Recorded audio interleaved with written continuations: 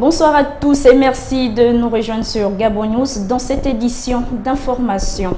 Au sommaire de l'actualité ce soir, célébration internationale ce 28 août 2013 du 50e anniversaire de la mort de Martin Luther King, père du célèbre discours I Have a Dream, un rêve devenu réalité quelques années plus tard avec l'élection de l'actuel président des États-Unis, Barack Obama.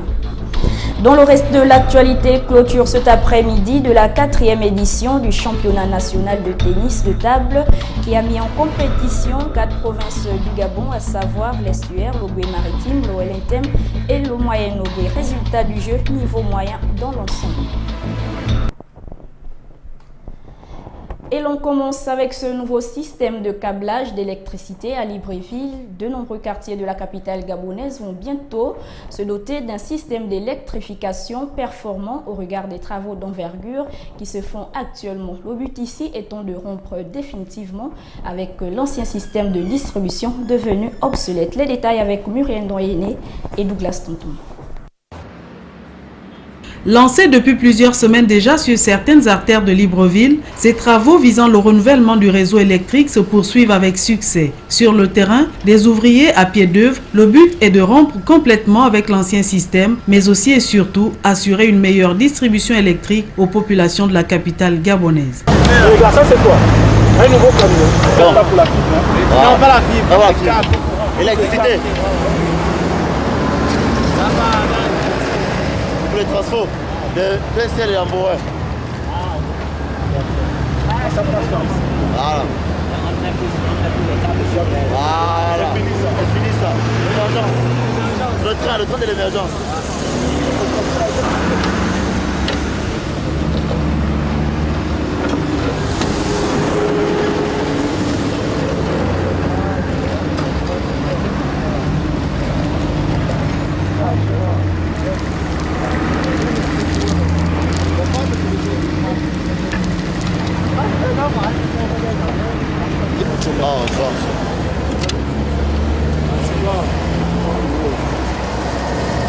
Si autrefois les câbles électriques étaient reliés et raccordés au travers des poteaux, le système en vogue ces derniers temps recommande de les enfouir sous de grosses canalisations faites le long des chaussées. Le cas des travaux qui se déroulent actuellement sur l'axe plein ciel-Amboé, visant à terme un réseau électrique performant pour tous.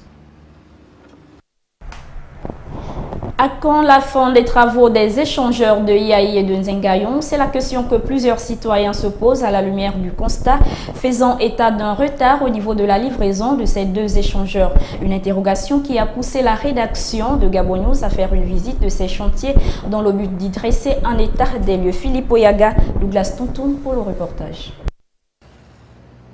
Plus d'un an après leur livraison, les échangeurs de IAU et de Nzengayon ne sont toujours pas arrivés au bout de leur réalisation. La présence des ouvriers et des engins à quelques encablures de ces autoponts en fait foi. Si les automobilistes y circulent depuis leur ouverture, il n'en demeure pas moins qu'aux abords de ces voies, les travaux d'aménagement qui sont en cours d'exécution traduisent un léger retard de livraison comparativement à celle de l'échangeur des charbonnages. Une situation qui préoccupe bon nombre d'usagers de ces axes routiers au regard des bouchons observés aux heures de pointe, en partie liés à ces travaux.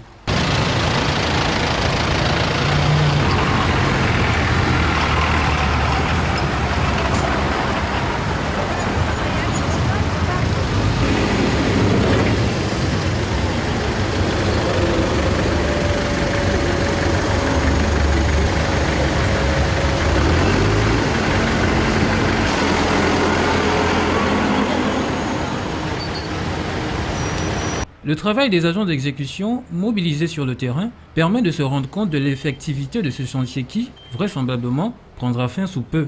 Un épilogue rapide que souhaitent voir les Librevillois au regard des lenteurs observées et qui ont causé l'allongement des délais de livraison de ces échangeurs. Et puis la pêche, un secteur très réglementé au Gabon, une situation qui met à mal les acteurs de cette activité. Conséquence, les pêcheurs ont du mal à joindre les deux bouts. Marlise Nguema et Douglas Tonton sont allés au cœur des difficultés quotidiennes des pêcheurs de Libreville. Regardez. Les produits halieutiques des eaux du Gabon pour un Gabon bleu sont protégés et réglementés par le ministère de la Pêche et de l'Aquaculture. Les causes de la fermeture de la pêche nous sont rappelées ici par un Santoméen qui pratique cette activité depuis déjà quelques années. La pêche, on nous a arrêté la pêche à cause de voir l'imposition de terrain et pour arranger le problème de papier du bateau, de ce bateau, pour que le papier qui est clair. Si on n'a pas de papier qui est clair au bateau, on ne peut pas naviguer.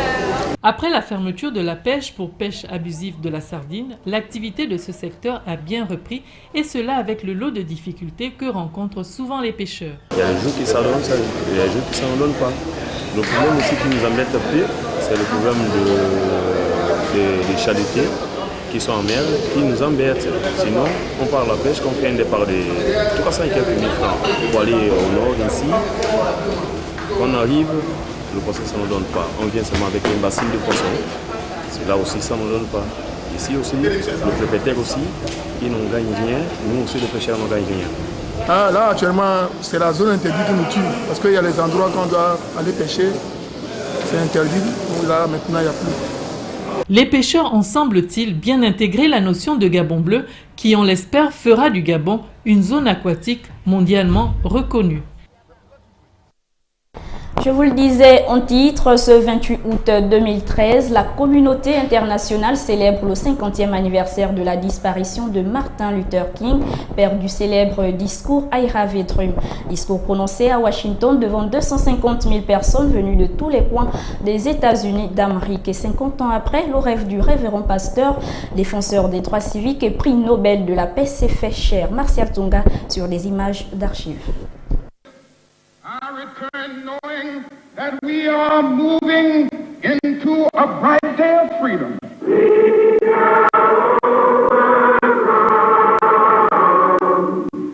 28 août 1963, 28 août 2013, 50 ans, jour pour jour que Martin Luther King prononça à Washington ce discours, qui aujourd'hui est devenu l'un des plus célèbres, sinon le plus célèbre de tous. Un rêve historique qui est devenu réalité. Le jour viendra où les enfants de Dieu, les blancs et les noirs, les juifs et les gentils, les protestants et les catholiques, pourront se tendre la main et reprendre les mots de ce vieux Negro Spiritual. Enfin libre, Dieu Tout-Puissant, nous sommes enfin libres.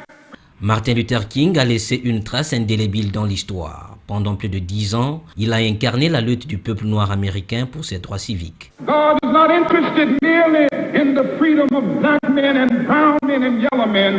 God is interested in the freedom of the whole human race and the creation of a society. 1960 fut une année cruciale pour le mouvement.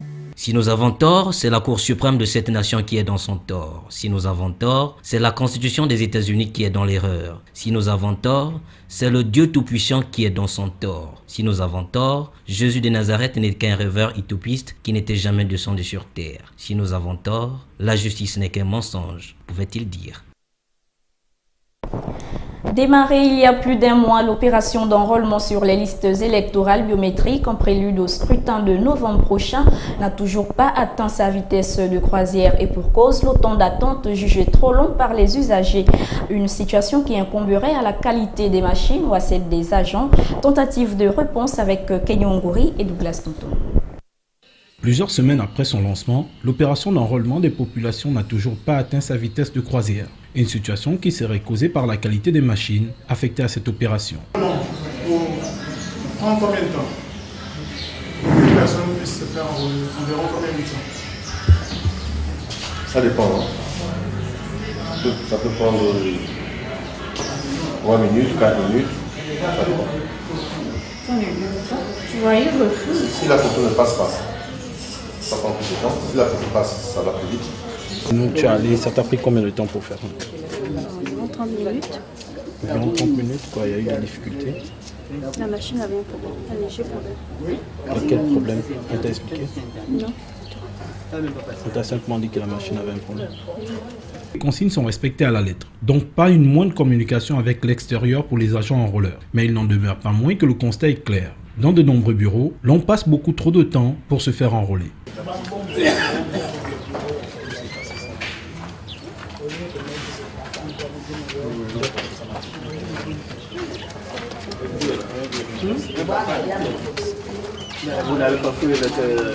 Une autre grosse difficulté rencontrée lors de cette opération, la prise d'image qui est parfois compliquée, de même que la non prise en compte d'un certain nombre d'informations par les machines et le temps accordé à chaque individu pour l'opération considérée encore très long. Lancé officiellement lundi 26 août au gymnase d'Olumi de Libreville, la 4e édition du championnat national de tennis de table a regroupé 25 pongistes venus des ligues de l'Estuaire, de l'Ogooué-Maritime et du Wellington. Un rendez-vous qui a pris fin ce soir, une discipline qui aura besoin de l'apport d'un technicien de haut niveau pour progresser. Mamadou Nian, Douglas Tonton. 25 pongistes venus des ligues de l'Estuaire, de l'Ogooué-Maritime et du Wellington prennent part depuis le 26 août dernier à Libreville à la 4e édition du championnat national de tennis de table, une 4e édition du niveau technique moyen. Dans l'ensemble, tout se passe très bien. Nous avons constaté un très grand engouement au niveau de la participation. Concernant le niveau, il est très appréciable également.